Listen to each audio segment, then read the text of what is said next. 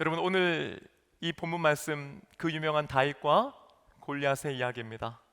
다윗이 누구인지 또 골리앗이 누구인지, 그리고 이 둘의 대결이 어떻게 진행됐는지, 누가 이겼는지도 아마 여러분들은 알고 계실 겁니다.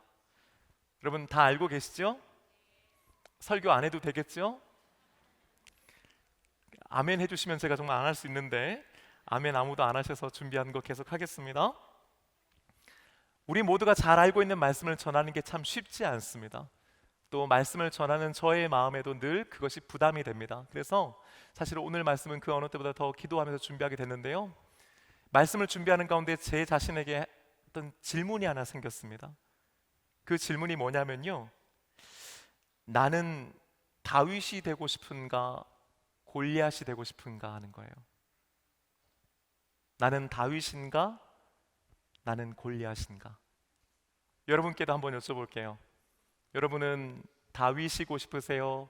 골리앗이고 싶으세요? 네? 뭔가 함정이 파져 있는 것 같죠? 여러분, 이 시간에요, 제가 지난 금요일 밤에 분당한신교회 가서 제가 말씀을 들었는데, 그때 만나교회 김명삼 목사님께서 말씀을 전하셨거든요. 근데 목사님이 이런 걸 자주 사용하시더라고요. 양심의 손을 얹고. 여러분, 제가 한번 여쭤볼 테니까 양심의 손을 얹고 한번 생각해 보세요. 여러분, 나는 과연 다윗이 되고 싶은가 골리앗이 되고 싶은가? 나는 과연 다윗인가 골리앗인가? 어떠세요? 저는요, 한 주 내내 이 질문을 하는데 대답이 쉽지 않더라고요. 선뜻 다윗, 난 다윗 되고 싶은데 못하게 되더라고요. 왜 그런지는요, 이따 설교 말미에 여러분들과 함께 나누려고 하고요, 아무쪼록 이 질문, 과연 나는 다윗인가 골리앗인가, 나는 다윗이 되고 싶은가 골리앗이 되고 싶은가 라고 하는 질문을 마음에 새기고 오늘 이 말씀 함께 따라와 주시면 감사하겠습니다. 자, 이제부터요, 우리는요, 지금으로부터 약 3050년 전 팔레스타인 예루살렘 남서쪽 27km쯤에 있는 엘리 골짜기라고 하는 곳으로 가보려고 합니다. 그곳에는 지금 블레셋과 이스라엘 민족이 서로 엘리 골짜기를 사이에 두고 대치 중입니다. 이스라엘은 여러분이 잘 아시는 것처럼 오늘날 팔레스타인 땅의 내륙 지역에 자리 잡고 있는 나라였고요, 민족이었고요. 반대로 블레셋은요, 그 팔레스타인의 서쪽 해안가를 중심으로 도시 국가들로 형성되어 있었습니다. 크기로는, 힘으로 보면은 블레셋이 상대적으로 영토로 보면 작았어요. 그런데요, 이들은 앞서서 철기 문화를 빨리 받아들여서 나라는 작았지만 힘은 무시 못할 꽤 강한 상대였습니다. 문제는 뭐냐면은 서쪽 해안 쪽에 자리 잡고 있다 보니까 이 블레셋 민족이 힘이 강해지면 점점 내륙 지역으로 치고 들어왔다라고 하는 거예요. 그러다 보니까 자연스럽게 내륙 안에 있는 그 이스라엘과 부딪히게 되었습니다. 자주 전쟁이 일어났습니다. 오늘 말씀 사무엘상 17장이 바로 그런 배경 아래에 있다는 것을 여러분들이 먼저 아시면 좋겠습니다. 오늘 본문 말씀에 오늘 함께 읽지는 못했지만요, 4절부터 10절까지의 말씀을 보면은 그 블레셋 진영의 한 사람에 대해서 성경이 묘사하고 있습니다. 그는 바로 골리앗이라고 하는 용사였습니다. 일단 그의 키가 6규빗 반, 규빗이라고 하는 단어가 우리에게는 익숙하지 않잖아요, 여러분, 그렇죠? 그래서 오늘날 미터법으로 환산하면요, 그 키가 약 2.9m 정도 되었습니다.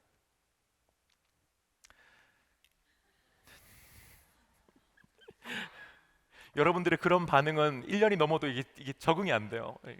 놀라시는 척도 하지 않는 여러분들, 참고로 여러분 서장훈 선수 아시죠? 서장훈 선수의 키가 2.07이에요.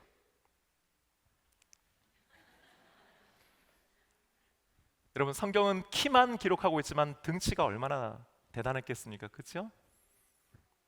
엄청난 피지컬을 가지고 있는 사람이었던 거죠. 그리고 그 피지컬 위에는요, 청동으로 된 투구와 또 청동으로 된 비닐 갑옷을 입고 있었습니다. 청동 투구와 갑옷의 무게를 합치면요, 오늘날 기준으로 하면은 약 57kg 정도가 됐다고 그래요. 여러분, 저도 이제 군대 제대한 지 오래됐지만은 왜 우리가 군대 가면 완전 군장이라고 하는 걸 하잖아요, 그죠? 근데 그 완전 군장이 약 한 35kg에서 40kg 정도였던 걸로 제가 기억하거든요. 그게 이제 한 사람이 최대한으로 짊어지고 이동할 수 있는 거죠. 그런데 골리앗은요, 투구하고 갑옷 무게만 57kg이 됐다는 거예요. 뿐만 아닙니다. 다리 보호대도 있었고요. 또 등치가 워낙 크니까 방패도 당연히 커야 되지 않겠어요? 근데 그 방패를 옮겨주는 사람이 또 병사가 따로 있었을 정도예요. 그리고 칼과 창과 단창으로 무장하고 있었습니다. 특별히 그가 가지고 있는 창은요, 얼마나 컸는지는 성경에 기록되어 있지 않지만은 그 창날의 길이만, 또 창날의 무게만 해도 약 6.7kg이나 되었다는 거예요. 그걸로 봤을 때 아마 대단히 큰 창이 아니었을까 우리는 생각해 볼 수 있지요. 거대한 체격에 철기로 무장되어 있고요. 또 자신을 보좌해주는 병사들이 따로 붙어 있을 만큼 그는 완전 무장된 상태였던 것입니다. 이런 골리앗이 자신의 진영 밖으로 나와서 이스라엘 진영을 향해서 야, 자신 있는 사람 나와 한판 붙어보자 라고 도전하는 겁니다. 그러면요, 반대편 이스라엘 진영에서는 누가 나오는 겁니까? 아무도 나오지 않았습니다. 아무도 못 나왔습니다.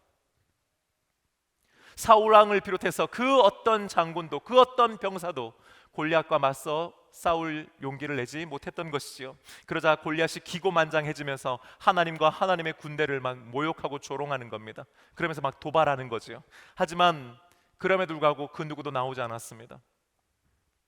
어느 정도로 오랫동안 그렇게 했을까요? 성경 말씀 보면 여러분, 무려 40일 동안이나 밤낮으로 그가 나와서 도발하였지만 그 누구도 대꾸하거나 그 누구도 응전하지 못했다고 성경이 기록하고 있습니다. 자, 그렇게 엘리 골짜기를 사이에 두고 오랜 기간 대치가 계속되는 거예요. 전쟁이 길어진 겁니다. 어떤 일이 벌어졌느냐? 성경을 보면은 다윗의 아버지 이새가 다윗을 불러서 심부름을 시킵니다. 말씀 17절과 18절의 말씀 보면 그 심부름이란 뭐냐면은 전쟁터에 나가 있는 첫째, 둘째, 셋째 형님들에게 식량을 좀 갖다 주라고 하는 거였어요. 왜 요즘처럼 뭐 보급이라고 하는 것이 제대로 됐을 리가 없잖아요. 3000년 전이니까요. 그러니까 아마 처음에 나고 싸울 만큼, 그때 먹을 만큼만 있고, 이게 전쟁이 길어지니까 집에서 아마 일정 정도 음식을 갖다 줘야 했던 것 같아요. 그 역할을 막내 다윗에게 시키는 겁니다. 재밌는 것은요, 성경 읽어보면은 이새가 그 아들들의 도시락 음식만이 아니고 치즈 10덩어리를 따로 챙겨서 보내줍니다. 그리고 이걸 누굴 갖다 주라고 하냐면은 야, 형님들의 천부장, 그러니까 그 위에 상사들 갖다 줘라 하는 거예요. 왜 그랬을까요? 어떤 분이 2부 때 뇌물요 그러더라고요. 여러분, 뇌물이라기보다 자식들이 전쟁터에 나갔으니까 좀 잘 봐달라고 하는 것 아니겠어요, 그렇죠? 그게 아버지의 마음이잖아요. 그게 부모의 마음 아니겠습니까? 그러니까 이제 도시락하고 이제 뇌물 아닌 뇌물 들고 이제 다윗이 전쟁터로 가는 거죠. 뛰어가는 거죠. 그리고 보니까요, 이제 형님들 만나가지고 전달하고 안부 묻고 이제 하고 있는 거예요. 그런데 그때 마침 골리앗이 나와서 또다시 이스라엘 군대를 도발하는 겁니다. 모욕하는 겁니다. 그때 이스라엘 백성들이 어떻게 반응했는지를 성경은 이렇게 증거하고 있습니다. 여러분, 24절 말씀 함께 읽어볼 건데요, 오늘 여러분 나눠드린 그 종이에는 없어요. 성경책 찾아보시고요, 여러분 스마트폰 한번 찾아서 검색해 보세요. 제가 잠깐 시간 드릴게요. 여러분, 저 쳐다보고 계시면 안 돼요. 찾아보세요. 성경책 찾아보시고 또 스마트폰 찾아서 사무엘상 17장 24절 말씀 함께 찾아 읽어봅니다. 준비되셨어요? 함께 읽겠습니다. 시작. 이스라엘 모든 사람이 그 사람을 보고 심히 두려워하여 그 앞에서 도망하며. 아멘. 심히 두려워했다는 거예요. 하나님과 하나님의 군대를 막 조롱하고 모욕하는데도 맞서 싸우기는커녕 너무너무 겁났기 때문에 도망치기 바빴다, 이 말입니다. 자, 그런데요, 그 순간에 다윗의 곁에 있던 여러 어른들이었겠죠, 군사들이었겠죠. 그 사람들이 서로 이런 얘기를 하는 겁니다. 야, 그런데 저 골리앗 죽이면은 왕이 엄청나게 많은 재물을 준대.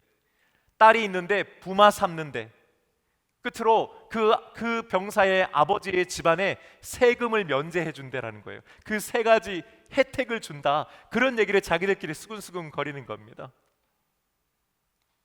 그런데 다윗이 그걸 들어요. 그러면서 다윗이 저 할례 받지 않은 블레셋 사람 죽이면 진짜 어떻게 되는데요? 하고 묻는 거예요. 여러분 생각해 보세요. 하카톤이잖아요. 막내잖아요. 작은 자잖아요. 병사도 아니고 지금 아버지 심부름으로 전쟁터 온 애가 저 죽이면은 진짜 어떻게 되는데요? 어떤 혜택이 있는데요? 물어보는 거예요. 여러분 맹랑하지 않았겠어요? 웃기지 않았겠어요? 그래도 뭐 얘기해 주는 거예요. 아 그냥 그렇게 그러다 하는 거니까. 그렇죠? 그러니까 이런 얘기를 막 나누고 있는데 옆에 있던 큰형 엘리압이 보고 화를 내는 거예요. 28절 말씀 이렇게 기록합니다. 큰형 엘리압이 다윗이 사람들에게 하는 말을 들은지라 그가 다윗에게 노를 바라여 이르되 내가 어찌하여 이리로 내려왔느냐 들에 있는 양들을 누구에게 맡겼느냐 나는 내 교만과 내 마음의 완악함을 아노니 내가 전쟁을 구경하러 왔도다. 야 여기가 장난하는 거야? 놀이터야? 뭐라 하는 거죠. 아 근데 아무리 큰형이어도 그렇지 나이 차이도 꽤 날 텐데 그냥 좀 귀엽게 봐주지 막 뭐라 하는 거죠. 그렇죠? 그런데요 다윗 요것도 만만치는 않은 사람이었어요. 대꾸하는 거예요. 아니 내가 뭐 잘못했습니까? 아 말도 못합니까? 이런 거죠. 그러면서 또 돌아가지고 그 사람들한테 좀 더 자세하게 얘기해보라고 어떻게 되는 거냐고 막 하는 거죠. 그런데 여러분 그런 다윗을 지켜보고 있는 사람들이 있었던 것 같아요. 생각해보면 뭐 요런 놈이 다 있지 싶었지 않았겠어요? 소문에 소문이 난 거예요. 그리고 그 소문이요 사울 왕의 귀에까지 들어간 겁니다. 야 도대체 어떤 놈이야 얼굴이나 한번 보자 오라고 해봐 한 거죠. 그래서 다윗이 사울 왕을 만납니다. 자 그리고 사울 왕에게 이렇게 말합니다. 32절 말씀 여러분 한번 찾아보세요. 같이 32절 말씀 함께 읽겠습니다. 시작. 다윗이 사울에게 말하되 그로 말미암아 사람이 낙담하지 말 것이라 주의 종이 가서 저 블레셋 사람과 싸우리이다 하니. 아멘. 낙심하지 마십시오. 이게 낙심하다는 게 마음이 떨어지다 이런 뜻이거든요. 지금 마음이 그냥 떨어져 있는 거예요. 사기가 떨어져 있는 거예요. 근데 그러지 마십시오. 제가 나가서 싸우겠습니다. 여러분 사울 왕이 이게 신기하기도 하고 귀엽기도 하고 야 이게 뭐 하룻강아지 법무선조 못하고 이게 네가 뭘 알겠냐 이런 마음이었지 않겠어요? 그러면서 하는 말이 야 너는 소년이고 저 사람은 어려서부터 용사인데 야 이게 싸움이 되겠냐 말 같지 않은 소리 하지 말라는 거죠. 그런데요 다윗이 그 순간 자신이 목동이었던 경험을 얘기하는 거예요. 양떼를 지키던 그 경험을 얘기하는 겁니다. 그러면서 말하죠. 내가 맹수와도 싸워서 이겼고 내가 맹수들 때려 잡아 죽였습니다. 그리고 아버지의 그 양 새끼들을 내가 지켰습니다라는 거예요. 저 할례 받지 않은 블레셋 사람도 그 맹수 중 하나같이 될 겁니다. 걱정하지 마십시오. 그런데요 더 놀라운 것은 이어지는 믿음의 고백입니다. 37절 상반절 말씀 함께 읽겠습니다. 시작. 또 다윗이 이르되 여호와께서 나를 사자의 발톱과 곰의 발톱에서 건져내셨은즉 나를 이 블레셋 사람의 손에서도 건져내시리이다. 아멘. 여러분 다윗이 왜 이토록 당돌하고 또 자신감 넘치게 얘기할 수 있는 겁니까? 여호와께서 나를 건져내시리이다 하는 믿음의 고백이 있었기 때문이에요. 저 잘 싸웁니다. 저 할 줄 압니다. 그런 게 아니었단 말이죠. 자신감의 근거가 뭐였어요? 하나님께서 나를 건져 주십니다 하는 거였습니다. 이전에도 하나님께서 내가 양칠 때에 사자의 발톱과 곰의 발톱에서 지켜주셨습니다 하는 거죠. 그러니까 이번에도 뭐예요? 역시 지켜주실 것입니다 하는 겁니다. 사랑하는 여러분, 지금까지 하나님께서 여러분을 지켜주셨다고 믿으십니까?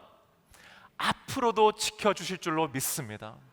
여러분 믿음 생활, 신앙 생활이라고 하는 게 과연 뭡니까? 결국은요 하나님 만나고 하나님 경험하는 겁니다. 어떤 사람들은요 그냥 말로 글로만 알아서 하나님이 계신지 하나님이 어떻게 만나는지를 모르는 분들도 있어요. 처음엔 그래요 여러분. 처음엔 그렇습니다.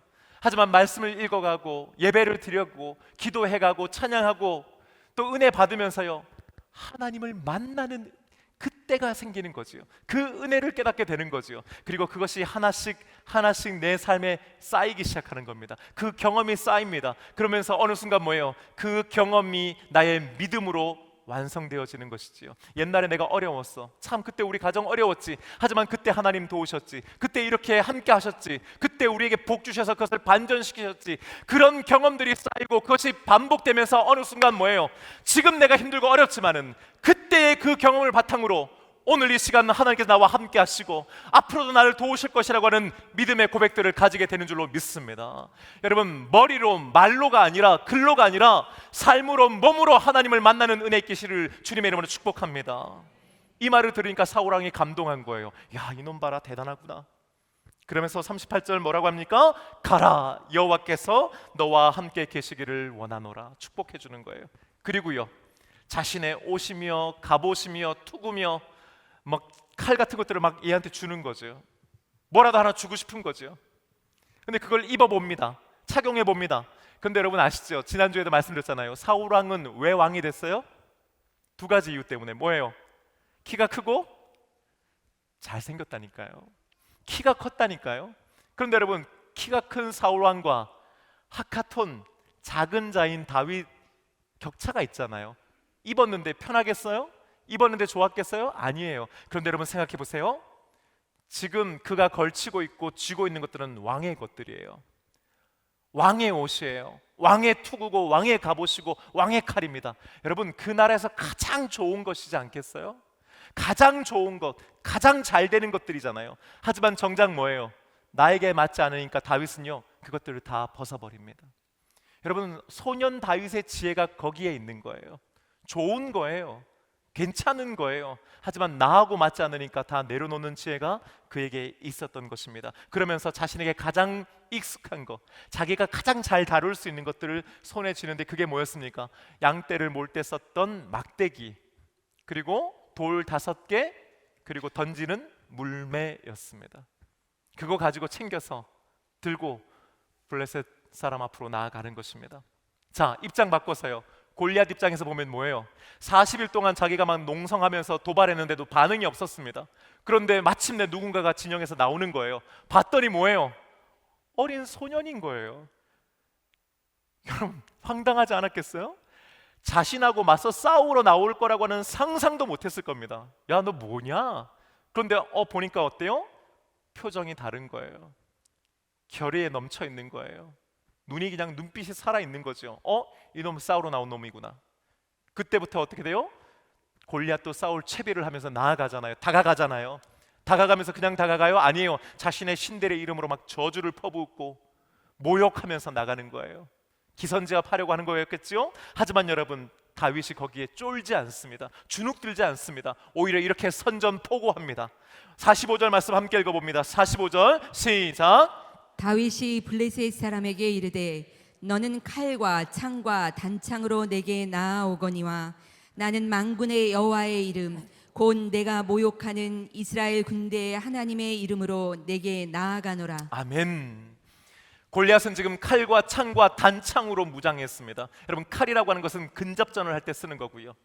창이라고 하는 것은 조금 거리가 있는데 멀리 있는 적을 찌르면서 공격하는 거죠. 단창이라고 하는 것은 마른 단창이지만 오히려 그것이요, 멀리 있는 적을 향해서 던지는 장거리 무기예요. 그러니까 어떻습니까? 단거리, 중거리, 장거리 무기를 모두 갖추고 있어서 어떤 상황에서도 상대방을 공격할 수 있는 준비를 완벽하게 갖춘 상태였단 말이에요. 칼과 창과 단창은요, 그렇기 때문에 어떤 의미에서는 우리가 할 수 있는 최선의 준비, 우리가 할 수 있는 최선의 공격력, 이런 것들을 의미하는 것이죠. 반면에 다윗은 어떻습니까? 그의 손에 쥐어진 건 뭐예요? 칼과 창과 단창이 아니잖아요. 막대기와 조약돌과 물매가 전부입니다. 하지만 그가 진짜 가지고 있는 것이 있죠. 그가 정말 이 싸움에서 활용하려고 하는 것이 있죠. 그게 뭐였습니까? 그것은 바로 하나님의 이름이었는 줄로 믿습니다. 너는 칼과 창과 단창으로 내게 오거니와 나는 하나님의 이름으로 너에게 간다. 그렇죠? 너는 그걸로 싸우라. 나는 이것으로 싸우겠다는 거예요. 여호와의 이름, 하나님의 이름이라고 했습니다. 히브리어로 셴이라고 하는 단어인데요, 여러분, 이 셴이라고 하는 건요, 단지 그냥 그 이름만이 아니라 그 이름 안에 담겨져 있는 힘, 그 이름이 가지고 있는 권위, 그 이름이 가지고 있는 능력을 함께 포함한 말이기도 하는 거예요. 여러분, 그거 아세요? 성경을 읽다 보면요, 하나님의 이름이 아주 다양하게 기록되어 있다는 것을요, 30개가 넘는 하나님의 이름이 성경에는 기록되어 있습니다. 아마 찾아보면 더 있을 거예요. 예를 들어 볼까요? 여러분, 우리는 하나님을 여호와 하나님이라고 부르지요. 여호와라고 하는 뜻이 뭡니까? 스스로 계시는 자. 그 말을 좀 의역해서 번역하면요, 태초부터 계셨고 지금도 계시고 마지막까지 계실 분이 바로 하나님이시란 말이에요. 누구에게 영향받거나 누구를 의지하지 않고 스스로 늘 언제나 시간과 공간을 초월해 계시는 분이 바로 여호와 하나님이시란 말이죠. 저와 여러분은 여호와 하나님을 믿는 줄로 믿습니다. 또 있지요, 전능하신 하나님, 모든 것을 하실 수 있는 분, 엘샤다이 하는 거예요. 엘샤다이라고 하는 이름, 우리의 앞길을 아시고 예비해 주시는 하나님, 여호와 이레. 여러분, 혹시 지금 몸과 마음과 영혼이 아프세요? 질병을 앓고 있으세요? 특별히 그 중에서도 하나님의 이름 중에 여호와 라파, 치료하시는 하나님의 이름을 부르며 기도하게 되시기를 축복합니다. 이때는 여러분 더욱 하나님 치료하여 주시옵소서. 하나님 치료하실 줄로 믿습니다. 하나님은 여호와 라파 치료하시는 하나님이심을 내가 믿고 선포합니다는 거죠. 여호와 샬롬, 평강의 하나님, 우리의 마음에 평강 주시는 하나님. 여호와 삼마, 함께 계시는 하나님이란 뜻이죠. 이것 말고도 여러분, 하나님의 이름은 너무나도 많습니다. 왜 그렇습니까? 그 이름에 담겨져 있는 하나님의 능력, 하나님의 권위, 하나님의 역사하심이 그 이름을 부를 때에 나타나기 때문인 줄로 믿습니다. 여러분, 왜 우리가 성경 말씀 읽어야 되는 거예요? 왜 매주 한 주도 빠지지 않고 제가 여러분에게 온세대 바이블 챌린지 함께 합시다, 말씀 읽읍시다, 여러분 제가 강조하는 거예요. 매주 안 빠지고 하는 저도 대단하지만 그렇게 하는데도 안 읽으시는 여러분은 더 대단하신 것 같아요. 여러분, 제가 여러분들을 괴롭히려고 하는 게 아니잖아요. 여러분, 말씀 속에 하나님의 이름이 있어요. 그 말씀 속에 그 하나님의 이름 가운데 하나님의 임재와 능력이 있기 때문인 줄로 믿습니다. 여러분, 그때 상황에 맞게요, 우리가 하나님의 이름을 부르는 거예요. 우리의 삶 가운데 그 하나님의 이름을 초대하는 거예요. 그러면서 그 하나님의 이름의 능력이 나타나기를 기도하는 겁니다. 선포하는 겁니다. 그렇게 될 줄로 믿습니다. 그러려면요, 여러분이 읽고 알아야 되지 않겠습니까? 하나님의 이름이 과연 무엇인가, 그 하나님의 이름의 능력이 어떻게 나타났는가, 그 옛날 2000년 3000년 전의 얘기가 아니라 바로 오늘 이 자리에서 나에게 주시는 하나님의 은혜가 무엇인가, 하나님 그 영역과 그 역사가 나에게도 나타나기를 원합니다. 주여 도와 주시옵소서 하는 겁니다. 다윗은 이날 그 여러 많은 하나님의 이름 가운데서 만군의 여호와, 하나님을 만군의 여호와라고 부르며 나아갑니다. 그 순간 그에게 필요했던 것은 바로 만군의 여호와였기 때문이에요. 그런데 여러분, 여기서 만군의라고 하는 말이요, 이게 히브리어로는 체바오트라고 하는 건데, 이게 그냥 우리가 알고 있는 그런 군대가 아니고 천군 천사로 이루어진 천상의 군대를 의미하는 거예요. 하나님은 어떤 분이시냐? 하나님은 군대의 수장이신데, 대장이신데, 그 휘하에 있는 군대가 천군 천사의 군대란 말이죠. 왜 그가 이것을 고백하며 나갑니까? 여러분, 이것이 굉장히 중요한 거예요. 다윗은요, 지금 이 싸움을 자신과 골리앗의 대결이라고 보지 않는 겁니다. 골리앗과 누구의 대결? 하나님의 대결로 보는 거예요. 하나님, 내가 나가 싸우지만 내가 싸우는 것 아니요, 나와 함께 하시는 하나님 대신 싸워 주시옵소서 하는 겁니다. 지 아무리 네가 2.9m 타고 뭐 어떻고 상관없어. 네가 가면 어떻게 하나님 이겨? 하나님은 반드시 승리하신다고 하는 믿음이 그에게 있었기 때문에 그는 두려워하지 않게 되었던 것입니다. 47절 말씀 함께 읽어봅니다. 시작. 또 여호와의 구원하심이 칼과 창에 있지 아니함을 이 무리에게 알게 하리라. 전쟁은 여호와께 속한 것인즉 그가 너희를 우리 손에 넘기시리라. 아멘. 전쟁은 여호와께 속한 것인즉, 이것을 원문 그대로 번역하면 이런 뜻이에요. 전쟁의 주도권은 언제나 하나님께 있다는 거예요. 무슨 말입니까? 이 싸움의 결과가 무기가 얼마나 좋으냐 강하냐, 혹은 개인의 역량이나 능력이 얼마나 다르냐가 아니라 바로 하나님께서 결정하신다, 하나님께 그 승패는 달려있다라고 그가 믿고 나가는 것이지요. 이후에 실제로 전투가 벌어졌습니다. 사실 전투라고 할 것도 없죠. 금방 끝나버리잖아요. 다윗이 어때요? 자신이 들고 있던 돌 하나를 물매에다 넣어서 돌려서 던지는데 골리앗의 이마에 정통으로 박혀 그가 쓰러지지 않습니까? 자신은 칼이 없어요. 그러니까 골리앗의 칼을 빼들어서 그의 목을 내리쳤습니다. 거대한 체격과 압도적인 무장과 실력을 갖추고 있어서 절대로 지지 않을 것 같았던 골리앗은 졌습니다. 반대로요, 작고 왜소한 체격에 아버지로부터도 하카톤이라고 불림받았던 그 소년 다윗은요, 막내 다윗은요, 하찮은 보잘것없는 막대기와 돌덩어리와 물매를 가지고 도저히 이기지 못할 것 같은 그 견투에서 승리하게 됩니다. 사랑하는 여러분, 설교를 제가 시작하면서 여러분들께 드렸던 질문 기억나시죠? 다시 한번 여쭤볼게요. 양심에 손을 얹고, 양심에 손을 얹으라고 하니까 어떤 분이 이렇게 가슴, 양심이 거기 있는 거 맞죠? 네. 여러분 한번 생각해 보세요. 여러분은 다윗이 되고 싶으세요? 골리앗이 되고 싶으세요? 우리는 모두 다윗이고 싶고 또 다윗이 되고 싶습니다. 하지만 그런데 여러분, 정말 그렇습니까? 여러분, 정말 다윗이 되고 싶으세요? 정말 다윗이 되기 위해서 기도하고 계세요? 그렇다면 여러분, 우리가 이렇게 살 수 없는 것 아닌가요? 만약 정말 그렇다면 우리가 이렇게 기도하면 안 되는 것 아닌가요? 지난 한 주간 여러분 자신과 여러분의 배우자와 자녀들을 위해서 기도했던 걸 한번 여러분 떠올려 보세요. 정말로 골리앗 되게 해달라고 하는 것이었어요? 다윗 되게 해달라는 것이었어요? 어쩌면 여러분, 우리가 그토록 간절하게 부르짖고 절박하게 매달려 기도하는 내용들은 어쩌면 주님, 내 손에 혹은 내 자녀들의 손에, 내 배우자의 손에 칼과 창과 단창을 좀 쥐어주셔서 누구보다도 좀 크고 강하고 높게 해주셔서 골리앗처럼 살게 해 주옵소서는 아니었냐는 거예요.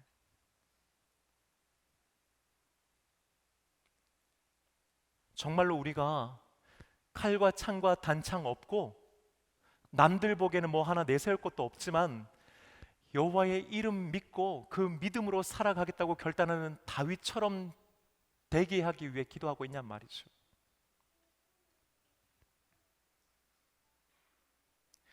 제가 얼마 전에 어떤 한 아는 동료 목사님이 저한테 전화를 주셨어요. 후배 목사님이세요. 아주 오랜만에 전화를 주신 거여서 너무 반가웠거든요. 그런데 왜 전화하셨어요? 그랬더니 한 가지 좀 상의할 게 있다고 하는 거예요. 뭡니까? 그랬더니 이 목사님이 오랜 기간 동안 부목사님으로 계시다가 작년에 지방에 있는 어떤 한 교회 담임 목사님으로 가셨어요. 한 1년 조금 지나신 거예요. 그랬는데 얼마 전에 자신이 부목사로 있던 교회에서 장로님들이 우리 교회 담임 목사님으로 좀 와주세요 하고 청빙하는 연락이 왔다는 거예요. 어떤 상황인지 여러분 이해가 되시죠? 자, 그럼 여기서 중요한 문제, 어려운 질문 하나 드릴게요. 자, 지금 사역하시는 그 교회가 그 교회보다 와주세요 하는 교회가 큰 교회일까요? 작은 교회일까요? 여러분 그거 어떻게 하셨어요? 그 어려운 거를. 한 3배 정도 큰 교회예요. 그러니까 이 목사님이 고민이 되신 거예요. 그러면서 저한테 이럴 때는 어떻게 했으면 좋겠냐고 좀 도움 구한다고 이렇게 전화를 주신 거예요. 제가 여러분 뭐라고 했는 줄 아세요? 기도해 보세요 그랬어요. 목사가 짜증내더라고요. 기도하라 그러는데. 그러면서 저한테 그러는 거예요. 기도하고 있습니다 그러더라고요. 그래서 제가 그랬죠. 아니 기도하고 있는데 왜 뭐가 문제냐고. 하나님 뜻대로 따라가면 되지 뭐가 문제냐고, 뭐가 고민이냐고 그랬어요. 그랬더니 뭐라고 말씀하시냐면은 다른 건 다 괜찮은데 지금 교회 교인들 때문에 마음이 너무 아프다는 거예요. 힘들다는 거예요. 그 지금 남겨진 교인들 걱정이 된다는 거예요. 그래서 제가 그랬어요. 제가 솔직히 얘기할까요? 그랬더니 솔직히 얘기해달라요. 그래서 제가 얘기했습니다. 제가 듣기에는 목사님 교인 생각 하나도 안 합니다. 그랬어요. 목사님은 지금 교인 걱정 안 합니다. 만약 목사님이 진짜 교인 걱정했으면은, 지금 교회 교인들 생각했으면은 저한테 전화할 필요도 없는 겁니다. 목사님 저한테 전화하셨다는 건 뭐냐? 솔직히 말씀해 목사님은 저를 통해서 하나님의 뜻이니까 순종하고 가란 얘기를 듣고 싶으신 걸 겁니다. 그랬어요. 그랬더니 그런 거 같대요. 그래서 제가 정신 차리시라고 했어요. 물론 이제 이후에 이제 오랜 대화를 나눴는데요. 마지막에 이제 제가 기도해 드리고 목사님이 저한테 그러시는 거예요. 목사님, 제가 목사님한테 전화 드리기를 참 잘한 것 같습니다. 기도하겠습니다. 그리고 가만히 있겠습니다. 그러시는 거예요. 제가 목사님하고 전화 끊고 나서 이번 주에 제가 이 말씀을 준비하는데 여러분, 저는 그 목사님하고 나눴던 대화가 생각나는 거예요. 목사님 분명히 기도하셨잖아요. 그죠? 근데 여러분 그 기도는 어떤 기도일까요? 다윗 되게 해달라는 기도일까요? 골리앗 되게 해달라는 기도일까요? 저도 비슷한 고민과 기도를 했던 적이 있었거든요. 보통 목사님들이요, 지금 있는 교회보다 더 큰 교회에서, 더 성도들이 많이 모이는 교회에서 전하면 기도해 보겠습니다고 합니다.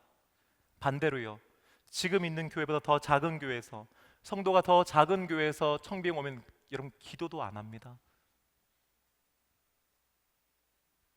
목사만 그런가요? 여러분 어떠세요? 여러분 다윗 되게 해달라고 기도하세요? 골리앗 되게 해달라고 기도하세요? 양심에 손을 얹고. 지난 한 주간 우리가 왜 그토록 간절하게 기도했죠? 왜 우리 자녀들을 위해서 그렇게 눈물을 흘리며 기도하죠? 혹시라도 주님, 나는 못 그랬지만은, 나는 실패했지만은, 나는 부족했지만은 적어도 내 자녀들 손에 칼과 창과 단창 좀 쥐어 주시옵소서 아니었어요? 그걸 통해서 남들한테 꿀리지 않고 자신만만하게 어깨 딱 펴고 나와가지고 하고 싶은 말하고 하고 싶은 거 하고 살게 해달라고 여러분 우리 기도했던 거 아닙니까?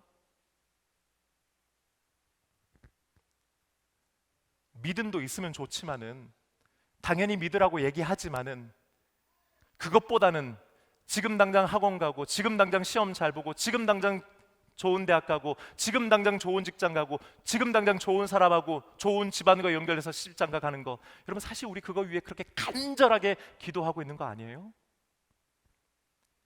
그런 것보다도, 다른 건 몰라도 세상적으로는 우리 자식들이 뭐 하나 내세울 거 없어 할지라도 괜찮은데, 적어도 우리 자식들이 정말 믿음으로만 살게 하여 주시옵소서. 여러분 그것 때문에 우리가 정말 간절하게 부르짖어 기도하는 걸까요? 다시 한번 여쭤볼게요.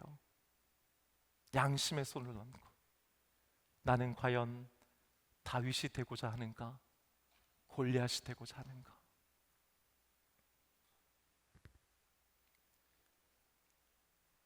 여러분 우리가 언제 기도하나요? 왜 기도하나요? 우리의 기도는 언제 간절해지나요?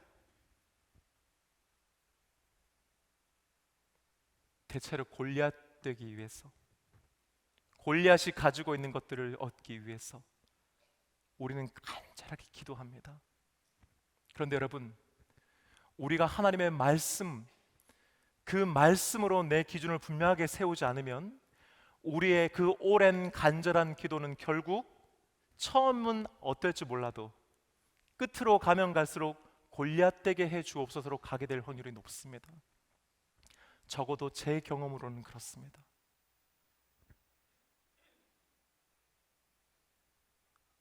우리는 흔히 다윗과 골리앗의 싸움을 할 때 내가 다윗이고 골리앗은 내가 어떻게 할 수 없는 강력한 상황과 형편 혹은 고난과 어려움이라고 생각합니다.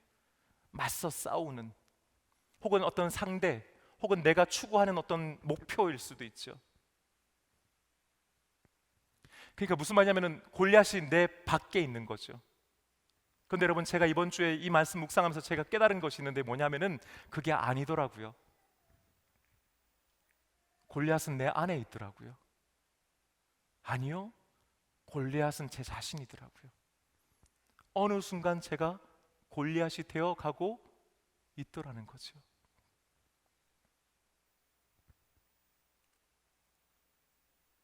우리들의 싸움은요, 외부에 있는 어떤 환경과 조건과의 싸움이 아니고 어쩌면 끊임없이 나 자신이 칼과 창과 단창을 챙기고 완전 무장을 하고 누군가 나를 보호하고 도와주는 사람들이 붙고, 그것을 통해 가지고 내가 세상에서 누구한테도 꿀리지 않고 누구에게도 머리 숙이지 않고 내가 하고 싶은 말하고 행동하고 살고 누리고 즐기며 살기 위한 것들을 얻기 위한 것들이더라는 것이죠.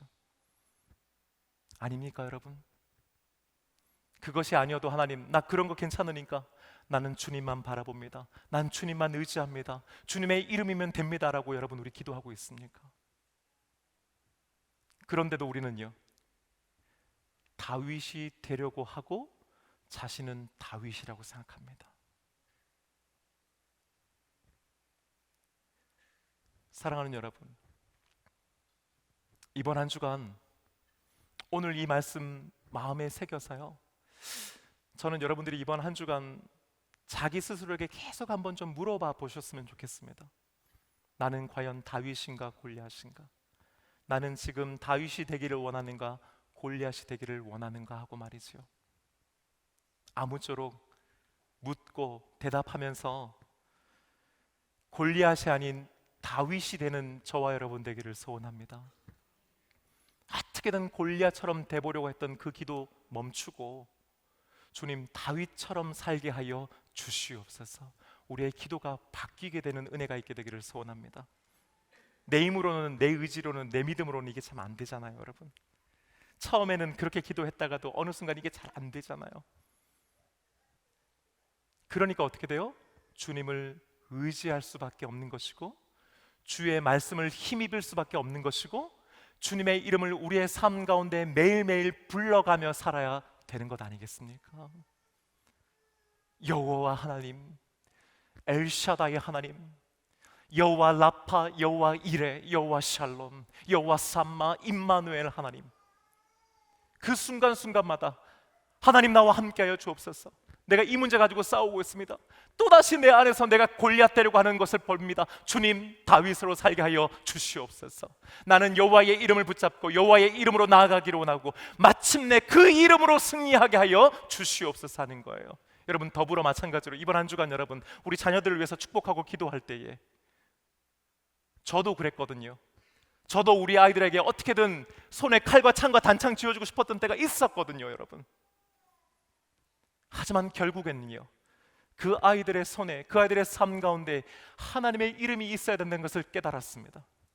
여러분, 더 늦지 않았습니다. 더 늦게 하지 마시고요, 이번 한 주간 그거 깨달으면서 아무개야, 엄마는 골리앗이 아니라 다윗으로 살기로 결단했다. 나는 네가 골리앗이 아니라 다윗으로 살기를 원한다. 가정 안에서 여러분 말씀 함께 나누면서 이 고백이 여러분의 삶과 가정 가운데 함께 하시기를 주님의 이름으로 축복합니다.